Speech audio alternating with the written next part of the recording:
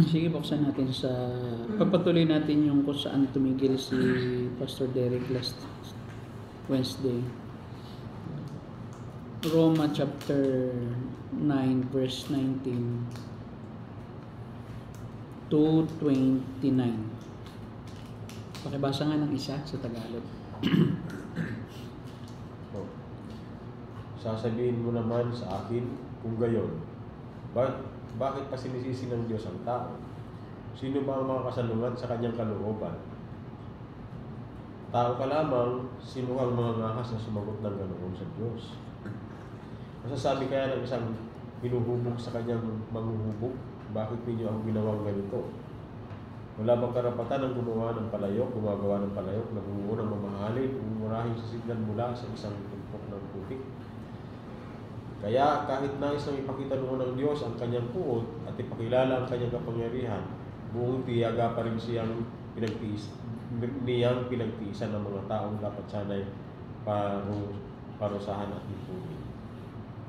Ginawa niya iyon upang ipakilala ang kanyang walang kapantay na kadakilaan sa mga taong kanyang kinahabagan na noong una pa inihandanan niya para sa kaluwalhatian. Tayo ang mga taong iyon na tinawag niya, hindi lamang mula sa mga Hudyo, subalit mula rin sa mga hindi. Ganito ang sinasabi niya sa aklat ni Oseas, ang dating hindi ko bayan ay tatawaging bayan ko, at ang dating hindi ko mahal ay tatawaging mahal ko. At sa lugar kung saan sinabing ako'y, kung sinabing kayo'y hindi ko bayan, sila ay tatawaging mga anak ng Diyos ng buhay. Ito naman ang kinahayag ni Isaias tungkol sa Israel. Kahit na maging kasindami ng buhangin sa dagat ang bilang ng mga anak ni Israel, kaunti lamang ang matitira sa kanila na maliligtas. Sapagkat mahigpit at mabilis na mahahatulan ng Panginoon ang daigdig. Si Isaias din ang nagsabi, ng makapangyarihang Panginoon ay hindi nagtira ng ilan sa ating lahi, tayo sana'y naging katulad ng Sodoma at Gomorrah. Okay, ito yung sagot ni Pablo sa kanyang nakikita na pwedeng ikatwiran ng tao sa katuruan ng pagpili ng Diyos kung sino ang kanyang ililigtas at hindi ililigtas. Yun nga yung laman ng ating nakaraang pag-aaral na sa argument ni Pablo na ang desisyon kung sino ang ililigtas ay hindi nanggagaling sa tao kundi sa Diyos lamang, at kinahabagan niya ang gusto niyang kahabagan at kinapupuutan niya ang gusto niyang kapuutan, katulad nung nangyari kay Jacob at kay Esau na hindi pa nga sila ipinapanganak pero sinabi na ng Diyos kay Rebecca na ang bunso ay maglilingkod sa panganay at iniibig ko si Jacob at kapupuutan ko si Esau. Hindi pa sila isinilang, hindi pa sila nakagawa ng mabuti at masama, ay pinili na ng Diyos kung sino ang kanyang iibigin at pinili na rin kung sino ang kanyang hindi iibigin. Kaya yung verse 19 hanggang sa verse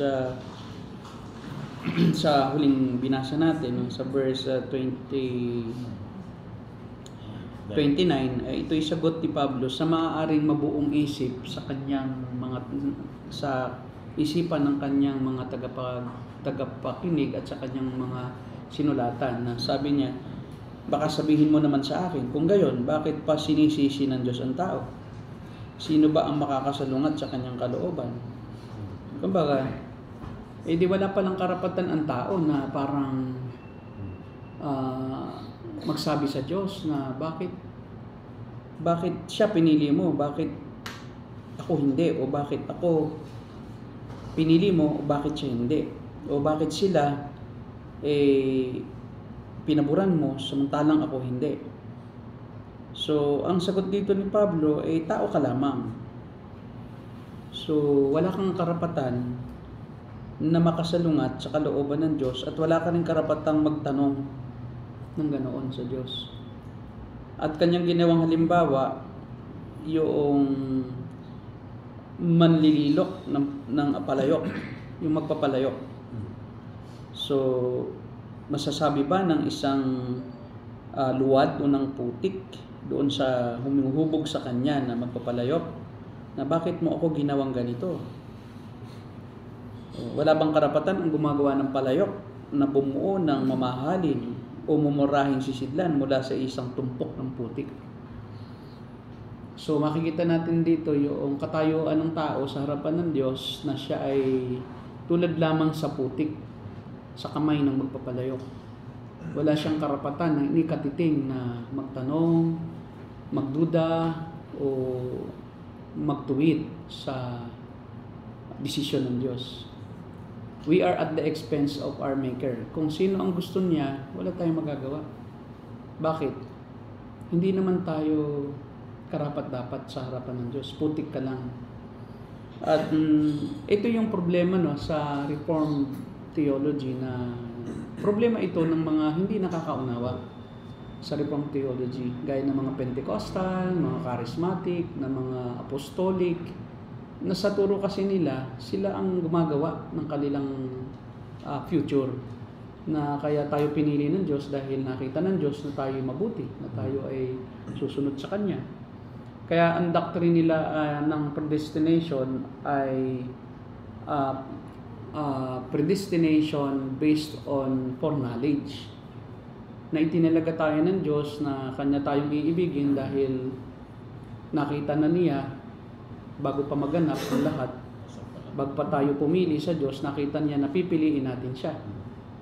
Kaya parang ang Diyos ay sumilip sa koridor ng time at nakita ka niya mula sa walang hanggang nakaraan, nakita ka niya na pipiliin mo siya. Kaya ang Diyos ay nagdesisyon base sa kanyang nakita sa'yo. Yun yung predestination or election based from foreknowledge. So, ang Diyos lang kasi, alam niya lahat ng bagay. So, dahil alam niya na yung gagawin mo sa hinaharap, kaya kanya pinili. Kaya siya nagdesisyon. Ang problema doon, una, di ang tao rin pala ang nasusunod. Ang tao rin pala ang nagligtas sa sarili niya. Nakita lang ng Diyos kasi na ang tao ay sasampalataya. So, decision pa rin pala ng tao ang pinagbasihan ng Diyos para siya piliin. Dito sinasabi rito, hindi naman sa gawa nung nakita ng Diyos. Hindi pa nga nakagawa si Jacob ng mabuti at masama. Kanya nang pinagdesisyonan na si Jacob ay piliin. Samantalang kung tutuusin, mas masama si Jacob kaysa kay Esau. Kasi si Jacob ang nandaya si Esau, biktima. Parang siya ay biktima kasi pinainan siya Kumbaga alam na ng nanay ni Esau at ni Jacob na mabuhay ang paninindigan ni Esau. So talagang tinrap siya na kasi ito ay set up ito na alam ni Rebecca na pag dumating niyang si Esau, magluto ka. Kasi pwede mong ibenta. Pwede niyang ibenta yung karapatan niya bilang panganay. So sinet up si Esau. So, ang masama rito talaga si Jacob din, kaysa kay Esau kasi nga, napadala lang siya din sa magulang niya. At hindi lang iyon, talagang si Jacob ay, yung pangalan niya ay masama ang meaning. Ang ibig sabihin kasi ng Jacob ay mang-aagaw, grabber. Yun ang meaning mismo ng Jacob. Grabber, land grabber, sheep grabber, o mandaraya. Yun ang meaning noon. Si Esau naman, ang meaning is neutral, mabalahibo. Based lang sa kanyang physical makeup. Kung tutuusin, bakit pipiliin ng Diyos si Jacob kung ang basihan ng pagpili ay yung performance o yung degree ng morality, diba? O degree ng pagiging masama at mabuti. So kung tutuusin, dapat ang pinili ng Diyos ay si Esau. Kasi si Esau mas mabuti kaysa Jacob. Tsaka si Esau self-reliant Hindi siya yung masa sa iba. Tatrabaho siya. Kaya nga siya mangangaso Masipag. Lagi siyang lumalabas. At tsaka kaya siya nagselos sa tatay niya. Kaya siya nagalit dahil alam niyang niloko siya. Kasi dapat talaga siya yung babasbasan. Kaso noong wala siya, kunyari si Jacob na siya. Sinuutan naman si Jacob ng nanay niya ng damit ng makapal na damit na balahibo. Mabalahibo ng ng kambing. So akala kasi malabo ng mata ni Isaac matanda na. So akala niya si Isaac yun. Kaya sabi niya, ang balahibo mo ay kay Esau, rather, akala ni Isaac si Esau, si Jacob. Ang balahibo mo ay kay Esau, pero ang boses mo ay kay Jacob. Hindi niya nabago yung boses. Wala pang up. Wala pang up So hindi niya nabago ang kanyang boses. So kaya dito makikita mo talaga based on the dealings of God even in the past that He chooses not because of foreseen morality or foreseen action. Well, in fact, tayo nga ang masasama. Sabi nga ni Pablo, kung tutuusin, I am the worst of all sinners. Kasi siya ay kriminal. Ba't siya pipiliin naman ng Diyos? Wala naman siyang nagawang mabuti. In fact, nilabanan pa nga niya ang Panginoon Jesucristo. So, ito ay purely by God's secret counsel. Hindi natin mauunawaan kung bakit tayo ang pinili. Samantalang kung tutuusin, tinan mo sa society natin, kahit ngayon, di ba may mga pari na nagpari na talagang tapat yung layunin na ako'y susunod sa bukasyon na ito, ako'y magiging pari. Yung nakatalaga ng kanyang sarili na siya hindi mag-aasawa, magpapakatsaga siya na siya binata habang buhay. At talagang well-meaning sila. Pero bakit di yun ang pinili? Bakit ang pinili ay yung basag ulero? Di ba? Bakit ang naligtas ay yung adik-adik? At lahat na ng bisyo nasa kanya na.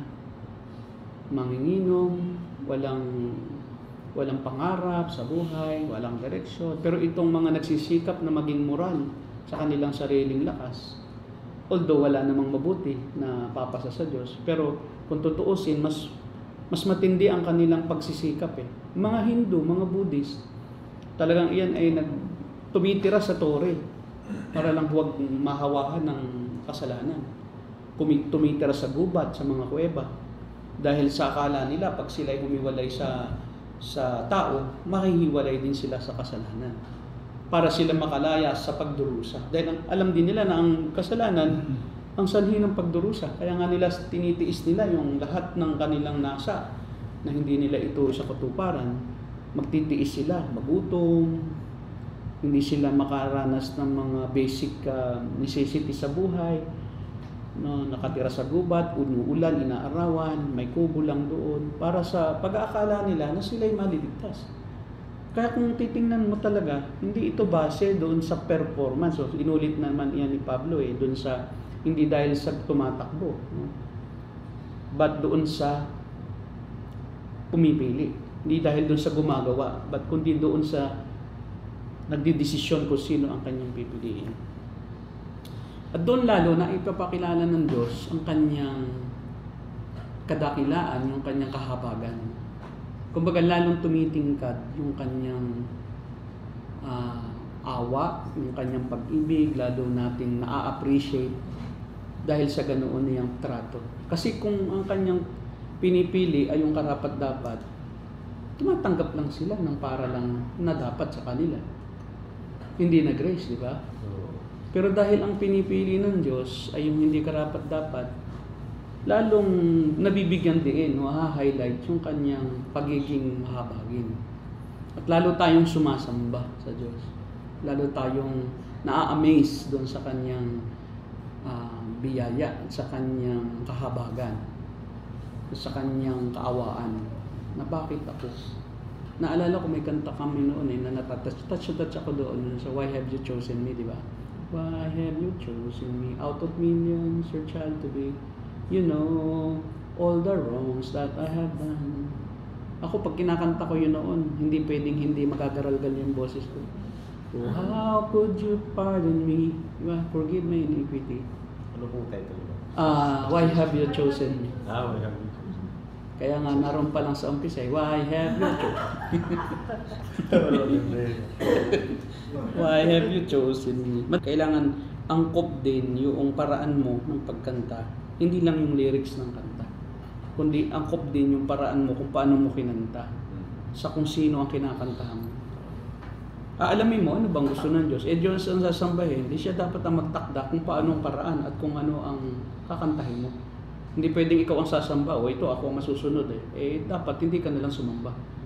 Kasi ikaw din pala ang masusunod. Gusto ko makapagdamdamin lang sa akin pero sa iyo, masama sa pandinig ng Diyos Kasi puro love song halos you bring down heaven, you don't like heaven without us. That's why you bring heaven to earth. Wow. We are so important. We are the reason that you suffered and died. We are the reason. So tayo ang dahilan. No? Hindi mo matanggap pag tama ang iyong katuruan na hindi ka naman karapat-dapat pinili ka.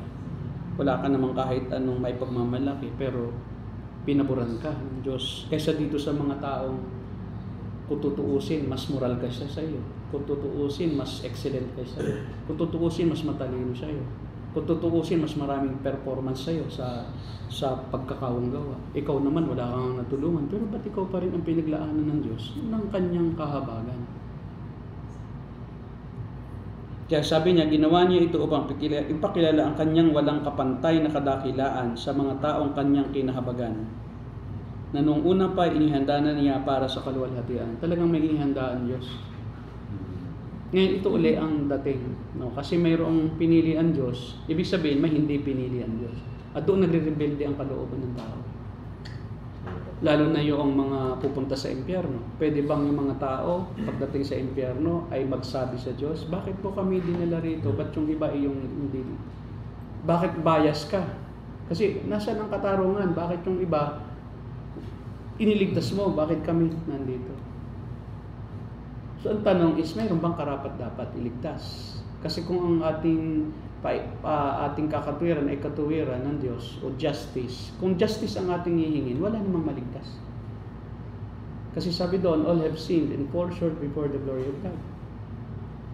O kung hihingin natin ay yung justisya, dapat pantay ang Diyos, ay wala talagang maligtas. Kasi justice requires that you meet the qualifications. Sino nakamit ng qualifications? Na banal, na wala kahit anumang dungis, na wala kahit isang pagsisinungaling sa kanyang labi sa buong buhay niya, hindi lang sa isang taon, isang 2 taon. Buong buhay niya, sino ang hindi nagsinungaling? Wala. Kaya nga sabi kaya si Pablo din, kanya na ring nilay out na rin niya yung pwedeng maging katwiran ng tao na ako naman ay mas banal kaysa iba di ba? Ba't hindi ako pinili? Kasi sa Romans chapter 3, sinabi na niya, for all have sinned and fall short before the glory of God. Whether you are a Gentile or a Jew, lahat tayo ay naging walang karapatan na maligtas. Wala tayong kakayahan na makaabot sa pamantayan na itinakda ng Diyos. Sino nga pupunta sa langit? Wala. Kaya nga, ang issue noong, bakit siya iniligtas mo? Bakit ako hindi? Ito ang tanong, mayroon bang dapat? Wala. O sino magrereklamo?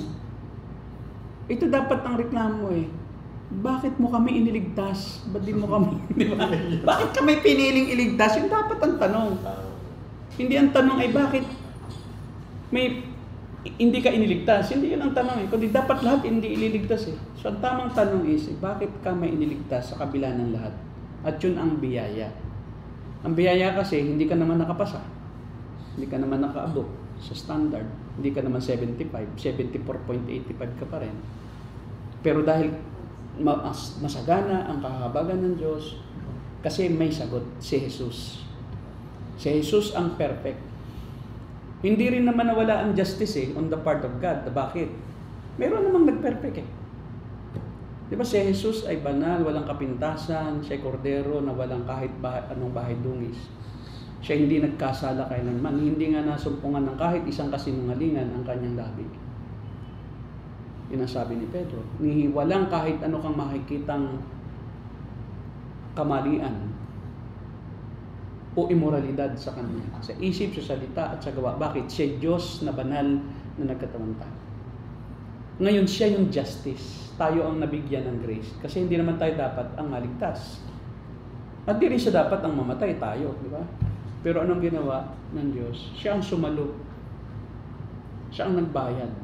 Siya yung kahalilig natin. Doon sa krus, sapat na kanyang tinugunan yung ating pagkukulang. Dahil perpekto siyang banal, siya'y makatuwiran. Pero bakit kailangan siyang parusahan? Dahil kailangan may magdusa. At sa biyaya ng Diyos, sa halip na tayo yung kanyang pagdusahin, mismong ang Diyos din ang nagbigay ng solusyon sa ating problema na hindi tayo makarating sa pamantayan ng Diyos. Hindi tayo makakapunta sa langit sa sarili nating gawa na mabubuti dahil lahat tayo ay nagkulang ng kabutihan sa Diyos.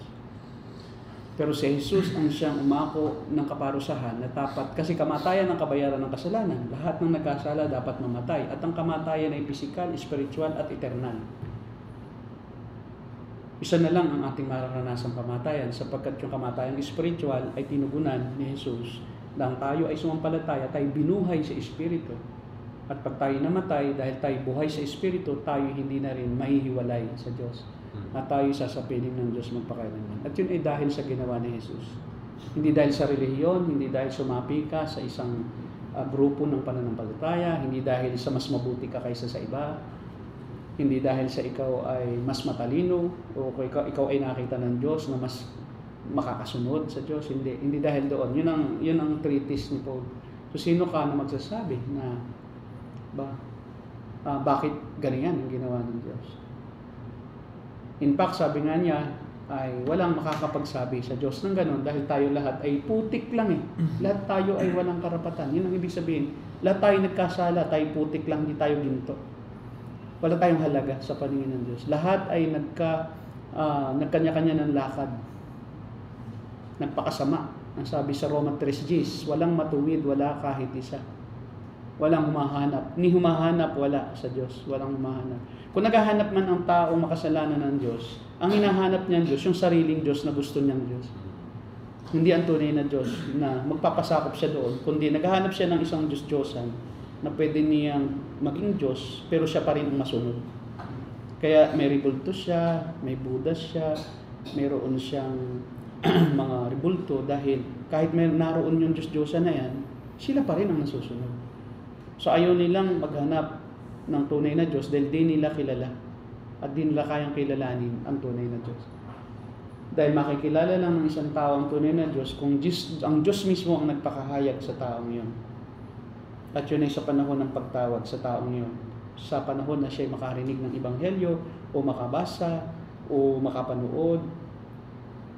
Kahit anong medium, no? Pwedeng ang Diyos ay maganap yung kanyang pagtawag. Yung pagpili niya kasi, noong pa yan, bago pa nilalang ang sanlibutan, hindi pa tayo tao, hindi pa nilikha ang mundo at kahit anumang nilalang sa mundo. Bago pa nilalang yung sanlibutan. Yun ang, hindi ka pa tao, nakatakda ka na. Nang maging tao ka, may time frame naman, yung pagtawag.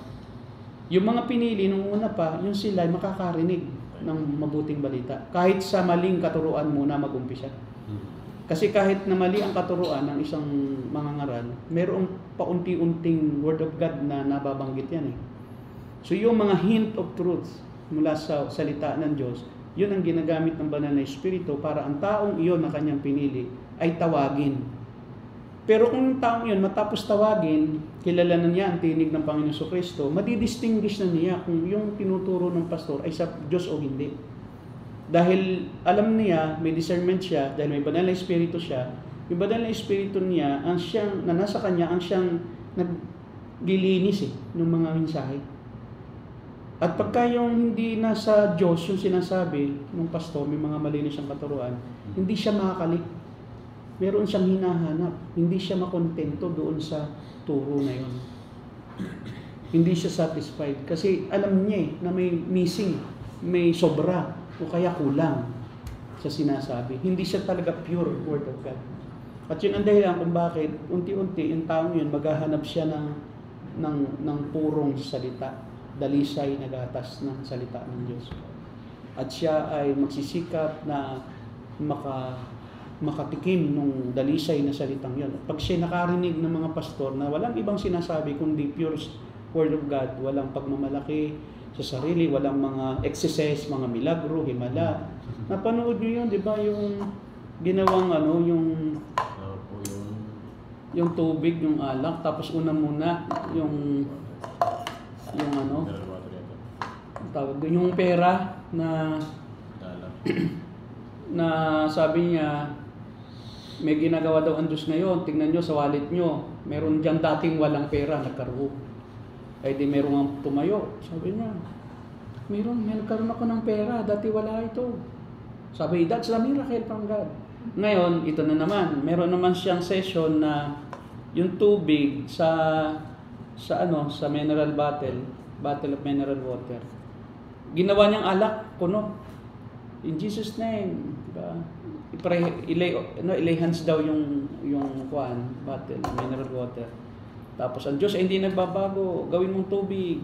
For the sake of your children, make this water, or turn this water into wine. Tapos pinainom niya. Sabi nung uminom, wow, sweet wine. Magkaibang lugar, isang tao, yung pala, bayaran.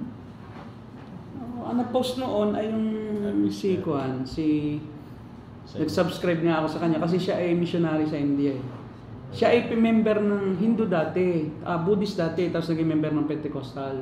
Tapos talaga nakukulangan siya, naghanap siya, napanood niya sila Bodhi Wokam, sila R.C. Sproul, si Stephen Dawson, John MacArthur, na-reform siya doon. Tapos lagi siyang tinutuligsa doon dahil kakaiba daw siya. Umalis na siya ng mga Pentecostal. Ngayon, solo lang siya, solo flight, nag-ministry siya, nag-isa lang siya, puro Pentecostal. So ang kanyang ministry, yung Reformation Resurgence na Facebook page. Jeremiah Knight. Kala ko Amerikano ang pa-apelyido niya. Hindi pala Indian. Ang galing niya sa English Ang galing. Matalinong tao. Naghahanap talaga ng katotohanan. Talagang may banal na espiritu. Nabibless nga ako kasi yung karanasan niya, karanasan ko rin. Dati ako nasa Pentecostal Charismatic. Pinapatila ako ang ulan Bible study. Rain, stop! Ulan, tumigil ka. Pag tumigil nga, dali. Talaga naman titigil yun Posible hindi tumigil. Lagi akong maraming mga extra biblical. Pagka yung nagba-Bible study, mayroong aso na kumakahol. May demonyo yun. Evil spirit yun, nagpapatakol doon. O kaya bata, umiyak. Evil spirit, get out! Yung palang bata, gutom na. Wala palang dedo. So, puro evil spirit ang binibintangan ko noon. Kahit nung ako'y nasa mission. Kasi nga, yun ang natanggap ng kataruan. Ayun. Tapos ikaw talaga ang nagpapatanggap. Ako naglilista noon ng mga tao. Talagang huhulihin ko yan. Bago dumating, papatanggapin kong pilit yan. Magaling akong gumawa ng strategy. Bubula-bulahin kita. Alam mo, ako'y maging Kristiyano. Ako'y nagkapera na ako. Siyempre, may kinig. Nagkapera pala ito. Tapos, talagang imamanipulate mo siya. Yun naman talagang gawain Yung mga nagpapatanggap minamanipulate lang naman talaga ang emosyon. Kasi ang doktrina niya, pag nagsalita yun, anak na ng Diyos. Anak na ng Diyos. Based on human decision. Di ba? At yun ang napakamalaking kaya ang daming tao sa church, hindi naman tunay na Kristiyano, di ba? Pero naroon sila dahil sabi mo mayayaman siya Sabi mo gagaling siya Pero time will come na hindi niya makuha yung kanyang narinig. Tiyak yun aalis din. So ang nangyayari, we are feeding the goats and we are wasting our time with the goats. Di ba? So sayang yung effort mo. Kasi hindi mo kasi dinidistinguish yung katangian ng kambing at saka tupa. Dahil ikaw din naman ang gumagawa doon sa kambing na binibihisa mo, bihis tupa Di ba? Pag nasa church, huwag kang ganyan kasi nasa church ka. Mag-asal kang Kristiyano o paglabas, manginginom. Sugalero. Diba? So, hindi totoo yung pagpapatanggap. Yan ay inimbento lang ng 1820s ni Charles G. Finney. In-research ko rin kasi yan Ba't may ganyan practice sa church? Yung pala, mula yan sa isang lawyer na Kristiyano na elder ng isang Baptist church na hyper-Calvinistic. So, reactionary siya. Bakit yung mga ang hyper-Calvinist kasi, imbalance yan na reform. Sa hyper-Calvinist ay mga cold-blooded ang tawag siya. Hindi yan nag-evangelize. Hindi yan pumupunta sa bahay ng iba. Tapos hihintayin na lang nila sa church yung tao pupunta. Oo, hindi yan nag-share ng Word of God. Ang kanilang katwiran, kung elect yan, hindi kahit hindi mo pangaralan, elect yan.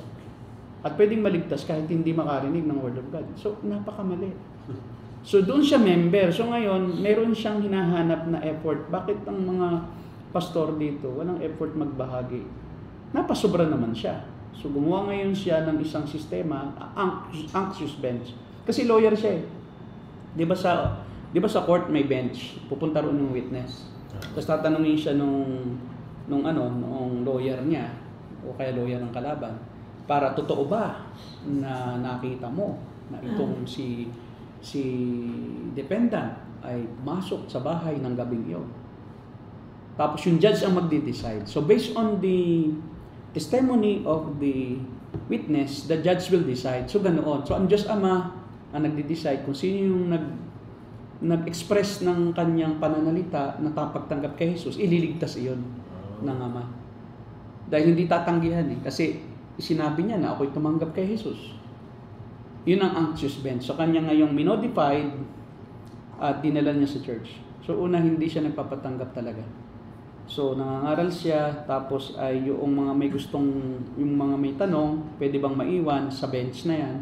Tapos may mga counselors, may mga deacons, elders, church workers na mag-interview. At tatanungin sila. At sasabihin sa kanila, tinanggap mo ba si Jesus? Hindi pa naman sila bumubuo ng formula. Naging formula na lang nitong panahon nila ng mga Pentecostalism, ng panahon ng mga 1906 revivalism. Panahon ni Jonathan Edwards, yung sinners in the hands of the angry God, of an angry God, walang ganun. Talagang pure word of God. Yun yung tinatawag natin na the second great awakening. Sa buong mundo nagkaroon ng reformation na masidhing pagnanais na matuto ng tunay na kahulugan ng salita ng Diyos. Second kasi, first is during the time of Martin Luther. Reformation, and then may first pa sa England. And then the second great awakening sa US. Tapos revivalism ang sumunod. Pag sinabing revivalism, ini-schedule ang revival. Ini-schedule ang pagdating ng banal na Espiritu. Hindi na ang Diyos ang nagde-decide ng time at saka ng date. Tapos iyong papatanggapin, sasabihin sa iyo ay isulat mo ngayon sa iyong libro, sa iyong notebook, ang araw na ito ang iyong spiritual birthday. Kami mga pastor ngayon, karamihan sa ABCOP, 2 birthday. At nagsiselebrate sila, yung time na sila tumanggap. Ito ang tanong, kailan mo nakita na ikay naligtas? Paano mo natiyak na naligtas ka nung araw na yan? Sabi nila kasi, pag tumatanggap daw, yung mga anghel nagkakatuwaan sa langit. Diba? Ang tanong, nakita mo ba? Diba? Sino makakakita na yung mga anghel ay nagkatuwaan sa langit? Diba? Ikaw pala, visionary. Paano mo nalaman na totoo rin yung motibo ng tao sa pagtanggap? Minanipulate mo lang naman iyon. Kadalasan ng tumatanggap, itinulak, in-entice ng music, pinakain para dumalo, may medical, dental, no, kailangan bago magpa-check up, patatanggapin yan. Ulit-ulit tatanggap yan.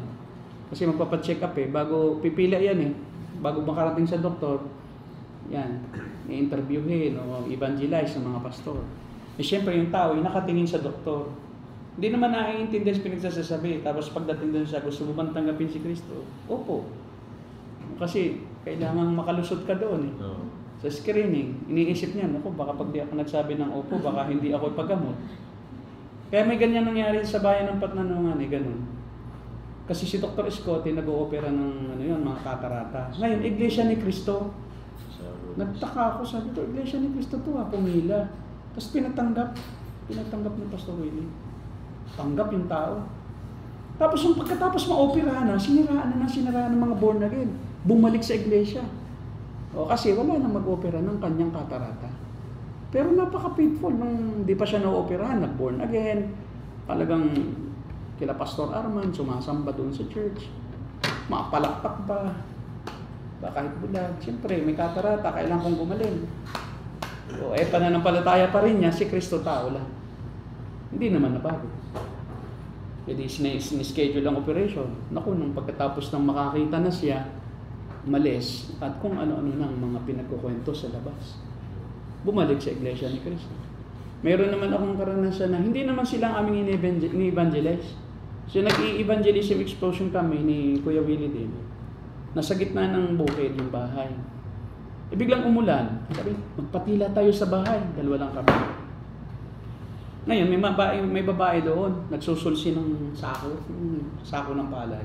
Kami naman nasa labas sa may bintana. Yung babae nasa loob, nagsusulsi. In-evangelize ko na habang nasa bintana, nakasilong kami. Ate, alam niyo ba na kayo makasalanan? Tiyak niyo ba na kung kayo mamamatay ngayon, ay sa langit kayo pupunta?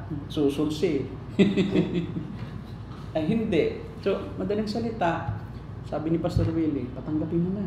Kasi tapos na ako sa presentation, yung larva eh. Memorize yan. God, man, sin, faith, grace, then yung paglagong spiritual. Tapos ko na. Sabi niya, patanggapin mo na. Ipikit kami. Sige, Pastor Willie, tanggap tayo. Tanggap mo ba si Kristo? Tanggapin ba si Kristo? Opo, pray tayo.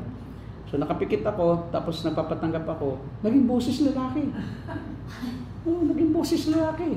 So hindi na namin inintindi kasi nga pikit kami. Seryoso kami lagi yun. Pag nagpapatanggap, kailangan talagang devoted ka kasi ito'y sa Diyos di ba? So, tapos pagmulad ko, may nakatayong lalaki sa tabi. Nandun yung lalaki, yung asawa pala, naggagamas sa labas. Yun ang naging Kristiyano, hindi naman namin evangelize. So meaning, yung Word of God, hindi tao. Ang Diyos ang pumipili, hindi ikaw eh. Alam mo yung tao yun, si Tatay Loreto ba? Yun, hindi yung kahit kailan hindi umabsent sa pagsamba. Like umulan, umaraw. Tapos naroon lang siya sa pintuan ng church. Doon siya. Parang siya pinakagwardya lagi. Araw, ulan. Tapos nag-away na yung mga church doon. Yung sinasambahan ng church. Tapos nag-split. Sumasamba siya sa pareho. Okay lang sa kanya. So parang, baliwala yan. Ang Diyos ang pinuntahan ko. Napaka-faithful sa Panginoon. Nakabisikleta yun. Araw. Basta yun na yung pag may Bible study, naroon. Pagka mayroong worship, andoon. Hindi umabsent. Tapos hanggang ngayon, ganun pa rin. Matanda na, baka nga patay na yun. Tagal ko na hindi na kumusta. Yung kanyang asawa, hindi naging Kristiyano. So pagpili talaga eh. Based on the truths of God's Word and based on experience talaga. Maski kayo, magtataka kayo, marami kayong nasyaran. Di ba? Marami din kayo napatanggap siguro kung kayo worker. Ang problema yung mga anak ng pastor, gaya ni CJ at ni May. May presumption na Kristiyano na agad.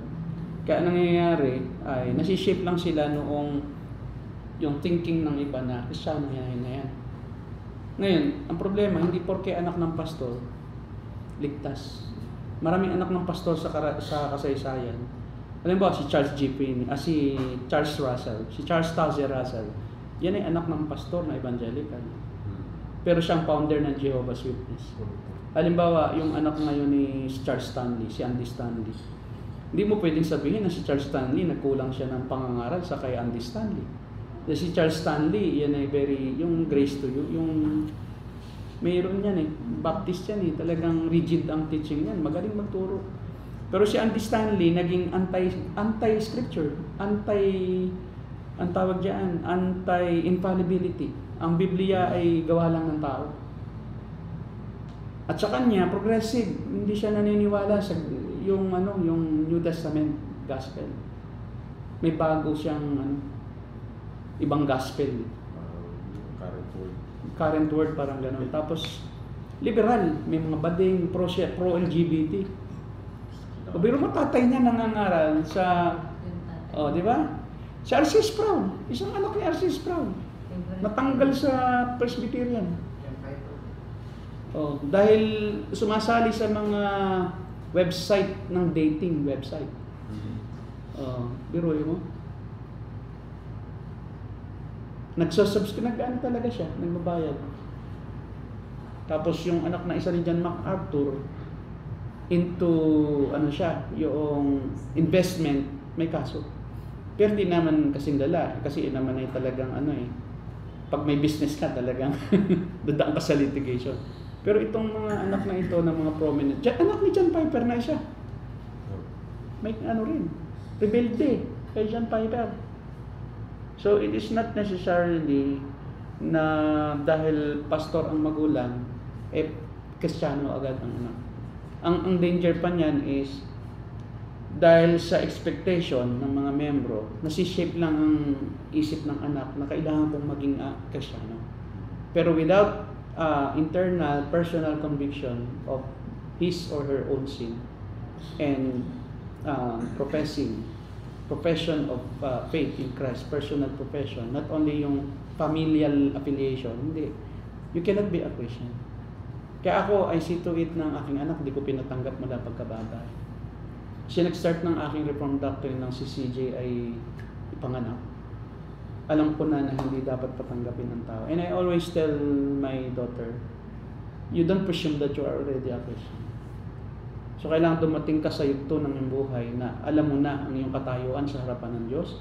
Ikaw mismo ay kinonvict ng banal na Espiritu sa iyong kasalanan at ikaw mismo humingi ng tawad ng iyong sarili, sa iyong sarili. Hindi dahil tinulungan kita na ikaw ay manalangin. Hindi kita kailangan turuang manalangin.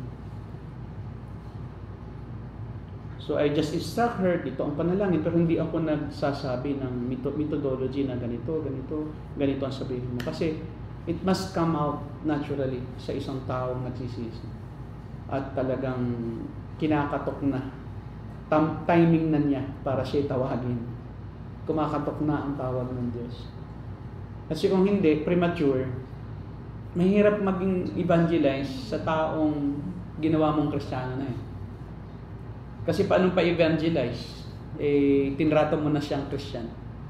At alam niya, Christian na rin siya. So, labas na sa tenga niyang kabila yung mga messages. Di ba? Kasi, bakit? Hindi na yan para sa akin. Kasi ako, dumadalo na nga, worker na nga ako. So, yung evangelism din yan. So, sabi ni John Piper, we must, ni Alistair Begg. So, we must preach the gospel to our own self every day. Kasi the gospel is always relevant. Kailangan palalahanan mo ang sarili mo ng ebanghelyo kasi baka mamaya napakalayo mo na sa paglalakbay mo, sa paglilingkod. Pero hindi ka pa pala Kristiyano. Kaya dapat you see to it that you always review what the gospel is, what the message of the Bible is about salvation. By grace, we are saved through faith in Christ. And then hindi na puputol doon. It's not of our own work that no one should boast. Pero sa verse 10 ng Ephesians chapter 2, 8, 9, for we are God's workmanship, di ba? To do good, which God has already foreordained for us to do as well. So even yung our good works, kung ikaw ito na Kristiyano, hindi ka naligtas lang sa biyaya, pati yung paggawa mo ng mabuti, nakatakda rin. Hindi lang ang nakatakda ay yung pagliligtas sa'yo at pagtawag sa'yo, kundi ang nakatakda rin yung paggawa mo ng mabuti. Kasi yung gagawin mo rin mabuti ay itinakda rin na yung gawin. Hindi siya aksidente na gumagawa ka ngayon ng isang bagay na ayon sa kalooban ng Diyos. Yun din ay nakatakdang gawin mo rin. So, even the means and the end of salvation, they are both foreordained by God. Walang hindi foreordained. Ito pa ang problema doon sa nakita ng Diyos na ikay sumampalataya, kaya kanya pinili. Ito ang problema. Nakita ng Diyos sa sumampalataya, kaya pinili. Yun yung election by foreknowledge. Ito ang problema. Sa mga ganyang paniniwala, ay nawawala din nilang kaligtasan, di ba? Kasi ikaw nga ang tumanggap eh. So pwede mong tanggihan. Ito ang malaking problema ko sa kanila. And this is my own my own refutation of that doctrine. And I'm using the essential attribute of God, which is one of the attributes of God. Essential sa kanya ay yung He is omniscient. Ngayon ganito, kung nakita ng Diyos sa corridor of time, sumilip siya, andito siya sa nakaraan, of course andun siya sa naharap. Pero nakita niya, based on his foreknowledge, nakita kanya, natatanggap ka, kaya kanya pinili at this point of time in your life, kung anong edad ka, kung anong taon, kung anong araw yan, kung anong oras. Kaya ka ngayon pinili. Ito ang tanong, bakit? Ang tukuyin niyo rin, nawawala ang kaligtasan. Ngayon, kung nawala ang kaligtasan mo after 10 years dahil tinalikuran mo siya, ibig sabihin, naglaro lang ang Diyos sa kanyang pagpili. Bakit ka naman niya pipiliin Kung alam din niya ang lahat, na ikaw din itatalikod, bakit ka pa niya pipiliin? Ibig mong sabihin ba na wala ang kanyang omniscience? Di ba? Hanggang ang omniscience lang pala niya, ay hanggang doon sa point na pinili mo siya na tanggapin. Kaya kanya pinili. Ang problema, nawawala nyo rin at nakakatalikod kayo. Ba't hindi naman niya nakita na after 20 years o after 30 years, tatalikod ka? Ngayon, iiyak-iyak ang Diyos at kailangan niyang bawiin ang banal na Espiritu sa'yo, kailangan niya na i-change ang destiny mo uli, kailangan niya na mag-umpisa uli. Diba? Sa umpisa. At kailangan alamin din niya uli kung ano uli ang mangyayari na baka magsisika uli. So, ano nangyayari dyan? Ang Diyos, limitado lang ang kanyang kaalaman doon sa iyong initial na pagpili. Naputol na pala. Ngayon, paano niya malalaman yung future? Kung hindi niya alam yung future mo nga, hindi niya alam yung pang future pa ng iba. So it's radical contradiction. Contradictory. Because ang issue na rito ay hindi nakaligtasan lang. But the issue here is yung essential attribute of God, which is omniscience, omnipresence, and omnipotence. Tsaka omnipotent siya Kaya naman yung pigilan, kung ikay matitisod di kanyang pigilan. Alangan naman, yung iniligtas niya, pabayaan niya. Diba? Na-reject na lahat yung kanyang iba pang katangian. Kaya, dahil sa gustong-gusto ng tao na ma-highlight yung kanyang gawa, at the expense naman ng kapangyarihan at ng kaalaman ng Diyos. So they would tarnish God's reputation and God's character to maintain their pride. That I should have a contribution in my own salvation. So I will be the one to accept and I will be the one to reject because I hold the salvation, my salvation in my own hands. I'm the captain of my soul. Paano yun? Hindi na rin grace. Contradictory na sa grace. Kasi ikaw na pala You are right, you are righteous. Ikaw na pala. Di ikaw na. Pabayaan ka na. Ngayon, dun sa sa argument, dito ako magtatapos. Sa argument na ibig sabihin pala may tinutulak ang Diyos. Kasi sa isang banda, yung counter argument ng iba is, okay, may pinili ang Diyos. Ibig mo bang sabihin, itinulak kami ng Diyos? Pinipigilan ba kami ng Diyos sa sumampalataya? Kasi may tinatawag tayo na active, passive predestination. Active siya sa election, passive siya sa reprobation. Yun yung isa, active, passive. Yun namang isa, active. Active siya sa election, active din siya sa reprobation, na active niyang pinipig, para bang basketball na binabantayan na baka makashoot to. Di ba? Ganun ba? Hindi. Ang Diyos, sinagot rin ni Paul sa Romans chapter 1. Ang sabi doon, hinayaan sila. Hindi itinulak sila. Itinulo lang ganon. Hinayaan sila sapagkat yun ang gusto nila. And then I made a statement na a doctrinal stand is even hell is God's even hell is manifestation of God's mercy. Hindi lang yan manifestation ng justice. Bakit mercy? Kasi ginusto mo di pinintulutan ka. Naawa naman ang Diyos sa'yo. Gusto mo pala masunod. Diba? Sa awa ng Diyos at sa kanyang katarungan pa rin ang hell Di ba? At mercy din kasi pwede namang pilipitin ka ng Diyos pag-ibig ba kung pipilipitin ka? Siya, love din yun. Even hell is a manifestation of God's love. That people are in hell because God so loved them that He lets them do what they want. And so even hell is an instrument of God's manifestation of His love. And also grace. Mabiyaya siya na yung gusto ng mga taong ayaw sa Kanya ay hindi niya sinasagkaan. Because love is not love if it is coerced. There's no such coercive lover. You are not a lover if you coerce somebody to love you. Mahalin mo ako. Dapat. Kahit ayaw mo. Hindi pwede yun. Diba? So, kailangan bukal sa Kanya yung pag-ibig mo sa Kanya. Yung pag-ibig niya rin sa'yo. Reciprocal. Hindi pwedeng one-sided lang. Kaya dahil ayaw nila sa Diyos, di ba? God let them go. God gave them over. God gave them over. Kaya wala tayong pupuntahan. Who are you to ask God? Who are you to question God? Who are you to direct God's decision? Wala ka. Hindi ka. Luwad ka lang.